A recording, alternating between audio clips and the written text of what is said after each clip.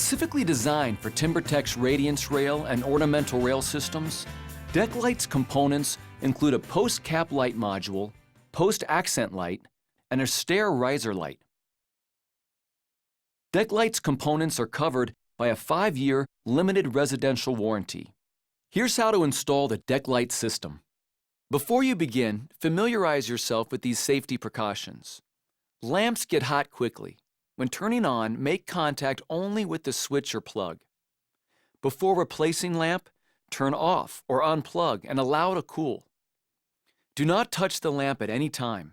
Use a soft cloth, as oil from the skin may damage the lamp. Keep lamp away from materials that burn. Do not operate lights that have a missing or damaged cover. Prepare to install your DeckLites system by following 3 simple steps. Read all instructions before you begin. Make sure you have the tools you will need. Make sure you have all the DeckLites components you will need. Let's take a closer look at each step.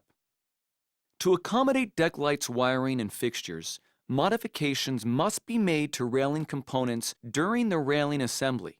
So, whether you plan to incorporate DeckLites in your rail system now or later, be sure to read the DeckLites instructions before you begin installing the railing. In addition to a basic tool set, you will need the following for the installation of the DeckLites system: voltmeter, 1 3/4 inch hole saw, 3/8 inch, 7/64 inch, 1/4 inch, and 3/16 inch drill bits, 5/8 inch and 3/4 inch spade bits, and a 2.5 millimeter Allen wrench. Before you begin, familiarize yourself with all of the DeckLites fixtures and components and review the instruction manual. The accent light and riser light are architectural bronze. The DeckLites components also include post lamp module, 300-watt transformer, accent light, stair riser light, 12-2 wire, medium silicone-filled wire nuts, lamps included with each light fixture, and wire guides. Now you will need to identify fixture placements and wiring routes.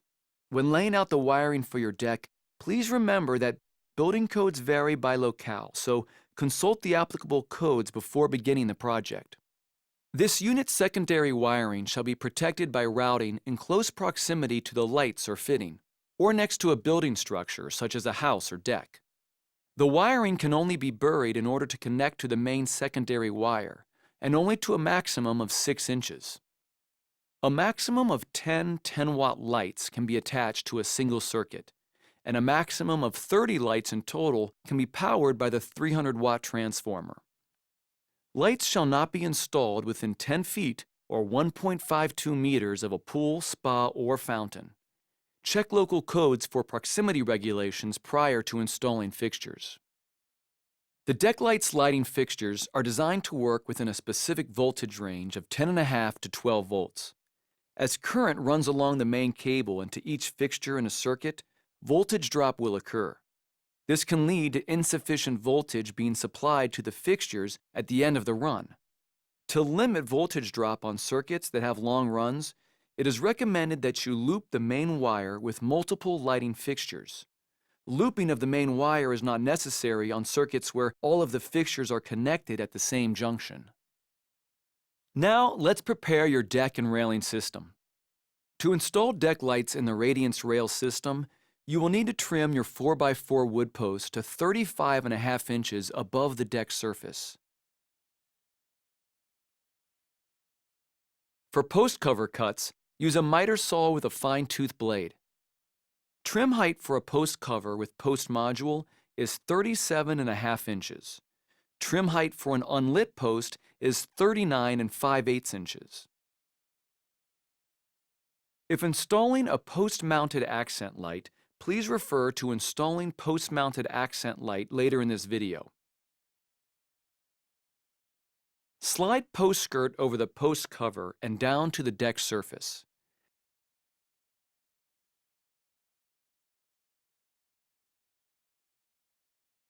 Since Radiance Rail is made to accept low voltage wire, you can feed the 12-2 cable between post and post covers.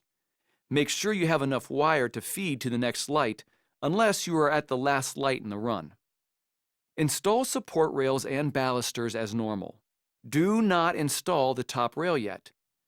Drill a 5/8" hole through the post cover on center line, directly above the rail mounting blocks. Run the wire through the post cover holes. Then run the wire along the railing to the next post. Continue until you have run all the wiring.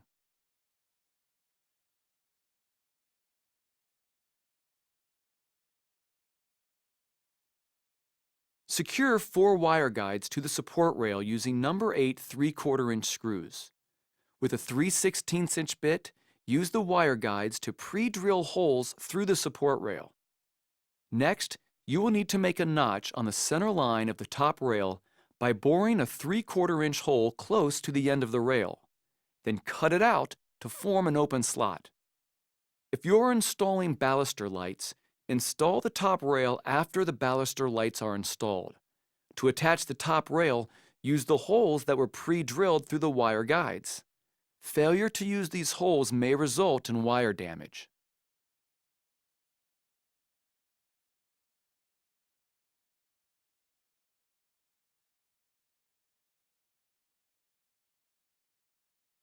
There is no post preparation required for radiance rail. Cut the post cover to the desired length. Remember, trim height for a post cover with post module is 37.5 inches. Trim height for an unlit post is 39 5/8 inches. Determine the height at which the accent light will be mounted. Using the template from the installation manual, mark the location of the wire hole and the mounting screw holes.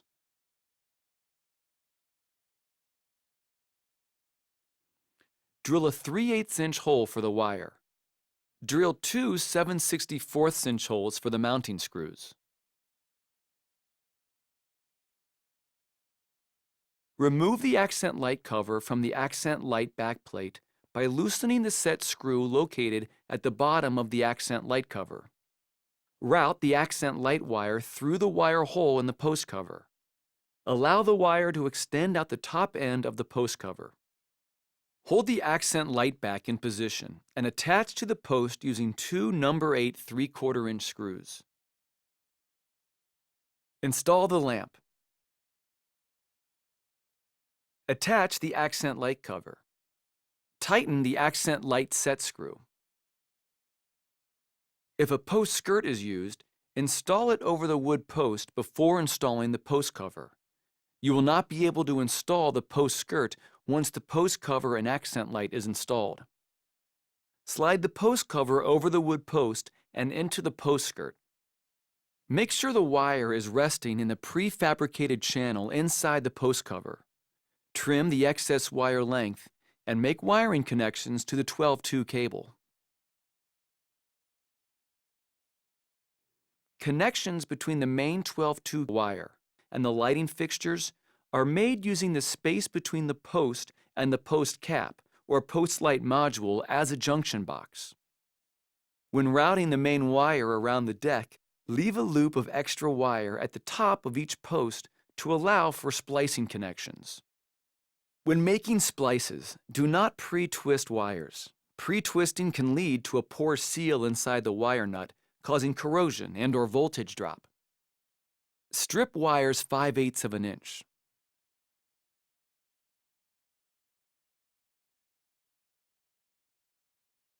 To maintain polarity, be sure to align ridges when splicing the main 12-2 wires. Otherwise, shorting will occur. Polarity for the 18 fixture wires is not critical. To make all connections, use silicone-filled wire nuts with corrosion protection, intended for outdoor use. When using wire nuts, please remember to follow local and national codes. Before installing or removing connector, be sure to turn off power. Place stripped wires together with ends even, but leave smaller stranded wires slightly ahead of larger solid or stranded wire. Do not pre-twist. Twist connector onto wires pushing firmly until hand tight. Do not over-torque.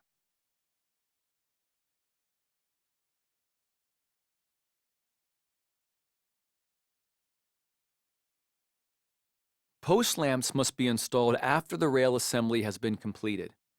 Install the lens onto the post cover. Make sure it is not installed upside down. Trim the excess wire length. Check to confirm polarity of main cable connections. Make wiring connections to cable and any secondary accent light wiring. Unscrew the post lamp cover from the clear post lamp bottom housing. Coil the connected wires inside the post cover. Make sure no wires are exposed or pinched. Install the clear bottom housing by securing the mounting screws and washers, being sure not to pierce wiring with screws. Install the lamp. Install the post lamp cover to fully enclose the module and tighten the 4 screws. Install cap spring into post cap. If more or less tension on the post cap is required, slightly bend the cap spring. Install the post cap onto the post lamp cover.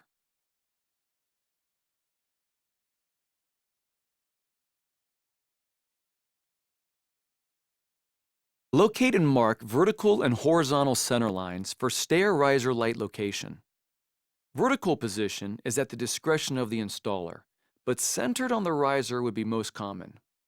Using the stair riser light template from the back of your installation manual, align and mark left and right center points for hole saw cuts. Cut a 1 3/4 inch diameter hole at each center point.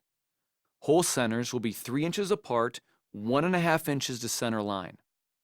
Mark a horizontal line tangent to the top and bottom edges of the 1 3/4 inch holes. Cut along the horizontal lines to finish the cutout.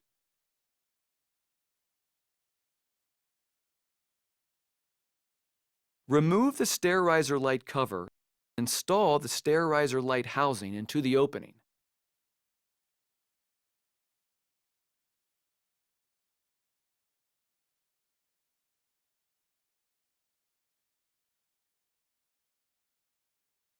Pre-drill the mounting holes with a 1/8 inch bit. Attach the housing with 2 number 6 1-inch flathead wood screws. Trim the excess wire length and make wiring connections to the cable. Reinstall the stair riser light cover and tighten the set screw with an Allen wrench.